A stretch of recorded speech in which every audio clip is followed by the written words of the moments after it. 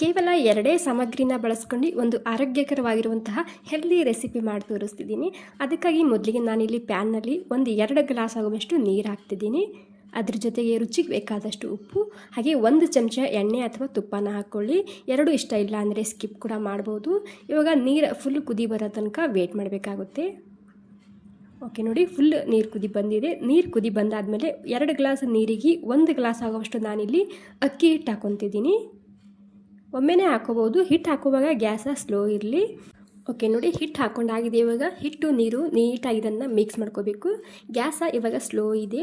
2 ನೀಟಾಗಿ ಮಿಕ್ಸ್ ಮಾಡಿಕೊಂಡ್ರೆ ಗ್ಯಾಸ್ ಬಂದ್ ಮಾಡ್ಕೋಬೋದು ನೀವು ಇಲ್ಲಿ. ಅಥವಾ ಇಲ್ಲಿ ನೀರು ಕುದಿ ಬಂದಾದಮೇಲೆ ಗ್ಯಾಸ್ ಕೂಡ ಬಂದ್ ಮಾಡ್ಕೋಬೋದು. ಗ್ಯಾಸ್ ಬಂದ್ ಮಾಡ್ಕೊಂಡು ಹಿಟ್ಟನ್ನ ಹಾಕೋಬೋದು. ಇವಾಗ ನೋಡಿ 2 ನೀಟಾಗಿ ಮಿಕ್ಸ್ ಮಾಡ್ಕೊಂಡಿನಿ. ಮಿಕ್ಸ್ ಮಾಡ್ಕೊಂಡಿದ್ದಕ್ಕೆ ಗ್ಯಾಸ್ ಬಂದ್ ಮಾಡಿದ್ದು ನಾನು ಇವಾಗ ಬಂದ್ ಮಾಡಿ ಒಂದು 5 ನಿಮಿಷದಕ್ಕೆ ಹಾಗೆಯೇ ಬಿಡ್ತಿದ್ದೀನಿ. ಯಾಕಂದರೆ ಇದು ತುಂಬ ಬಿಸಿ ಇದೆ ಅಲ್ವಾ, ಹೀಗಾಗಿ. ಓಕೆ, ಇವಾಗ ಒಂದು 5 ನಿಮಿಷ ಹಾಗೆಯೇ ಬಿಟ್ಟಿದ್ದ ರೆಸ್ಟ್ ಮಾಡೋಕ್ಕೆ. ಇವಾಗ ಉಗುರು ಬೆಚ್ಚಗಾಗಿದೆ. ಉಗುರು ಬೆಚ್ಚಗೆ ಇದ್ದಾಗನೇ ಈ ರೀತಿ ಸಾಫ್ಟಾಗಿ ಹಿಟ್ಟನ್ನ ನಾದ್ಕೋಬೇಕು. ನಿಮಗೆ ಇಲ್ಲಿ ಜಾಸ್ತಿ ಸಾಫ್ಟ್ ಅನಿಸ್ತಿದ್ರೆ ನೀವು ಇಲ್ಲಿ ಮತ್ತೆ ಸ್ವಲ್ಪ ಅಕ್ಕಿ ಹಿಟ್ಟನ್ನ ಹಾಕೋಬೋದು. ಅಕ್ಕಿ ಹಿಟ್ಟು ಹಾಕೊಂಡು ಒಂದು ಸ್ವಲ್ಪನೇ ಗಟ್ಟಿ ನಾದ್ಕೋಬೋದು. ಇದನ್ನು ಈ ರೀತಿ ಕ್ರ್ಯಾಕ್ ಇರಬಾರ್ದು, ಸಾಫ್ಟಾಗಿ ಹಿಟ್ಟನ್ನ ನಾದ್ಕೋಬೇಕು. ನೋಡಿ ಈ ರೀತಿ ನೋಡಿ ಎಷ್ಟು ಸಾಫ್ಟಾಗಿ ಮೃದುವಾಗಿ ಬಂದಿದೆ ಅಂತೇಳಿ. ಇಲ್ಲಿ ನಾನು ಒಣ ಹಿಟ್ಟು ಅಕ್ಕಿ ಹಿಟ್ಟೇ ತೊಗೊಂಡಿದ್ದೀನಿ.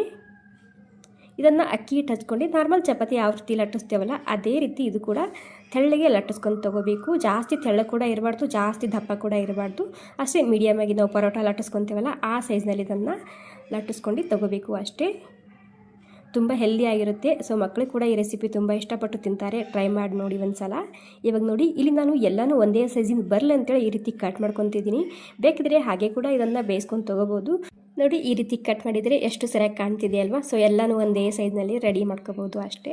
ಓಕೆ ನೋಡಿ, ಇವಾಗ ಎಲ್ಲನೂ ಒಂದು 7-8 ರೊಟ್ಟಿ ನಾನಿಲ್ಲಿ ಒಮ್ಮೆ ರೆಡಿ ಮಾಡ್ಕೊಂಡು. ಇವಾಗ ಇದಕ್ಕೆ ನೀವು ರೊಟ್ಟಿ ಅಂತೀರಾ ಚಪಾತಿ ಅಂತೀರಾ ಅಂತ ನನಗೆ ಕಮೆಂಟ್ ಮಾಡಿ ತಿಳಿಸಿ. ಇಲ್ಲಿ ಹಂಚು ಕೂಡ ಬಿಸಿಯಾಗಿದೆ. ಒಂದು ಸ್ವಲ್ಪ ಮೊದಲಿಗೆ ಹಂಚಿಗೆ ಎಣ್ಣೆನ ಚಿಮ್ಕಿಸಿನಿ. ಇವಾಗ ಒಮ್ಮೆನೇ ನಾನಿಲ್ಲಿ 3 ಹಾಕ್ತಿದ್ದೀನಿ. ಯಾಕಂದರೆ ಇದು ರೊಟ್ಟಿ ಸಣ್ಣದಿದೆ ಅಲ್ವಾ, ಮತ್ತು ಗ್ಯಾಸ್ ಕೂಡ ಉಳಿತಾಯ ಮಾಡ್ಬೋದು ಈ ರೀತಿ ಆದರೆ, ಮತ್ತು ಬೇಗ ಕೂಡ ರೆಡಿ ಮಾಡ್ಕೋಬೋದು. ಇವಾಗ ಒಮ್ಮೆನೇ ನಾನಿಲ್ಲಿ 3 ರೊಟ್ಟಿ ಅಥವಾ ಚಪಾತಿನ ಹಾಕ್ಕೊಂಡಿನಿ. ಇಲ್ಲಿ ನಿಮಗೆ ಬೇಕಿದ್ರೆ ತುಪ್ಪ ಅಥವಾ ಸ್ವಲ್ಪ ಎಣ್ಣೆ ಕೂಡ ಹಚ್ಬೋದು. ಏನೂ ಇಷ್ಟ ಇಲ್ಲ ಅಂದರೆ ಹಾಗೆ ಕೂಡ ಈ ರೀತಿ ಬೇಯಿಸ್ಕೊಂಡು ತೊಗೋಬೋದು. ತುಂಬ ಸಾಫ್ಟಾಗಿ ಮೃದುವಾಗಿ ಬರುತ್ತೆ, ಪೂರಿ ಥರ ಉಬ್ಬಿ ಬರುತ್ತೆ. ಓಕೆ ನೋಡಿ, ಇವಾಗ ಒಂದು ಬ್ಯಾಚ್ ರೆಡಿಯಾಗಿದೆ. ಇವಾಗ ಎಷ್ಟು ಸಾಫ್ಟಾಗಿ ಮೃದುವಾಗಿ ಬಂದಿದೆ ನೋಡಿ. ನೋಡೋ ಕೂಡ ಎಷ್ಟು ಸೂಪರಾಗಿ ಕಾಣ್ತಿದೆ ಅಲ್ವಾ. ಸೊ ಇನ್ನೊಂದು ರೀತಿ ನಾನು ಮತ್ತೆ 3 ಹಾಕ್ಕೊಂಡಿನಿ. ಇವಾಗ ಇದು ಕೂಡ ರೆಡಿ ಮಾಡ್ಕೊಂಡಿನಿ ಇಲ್ಲಿ.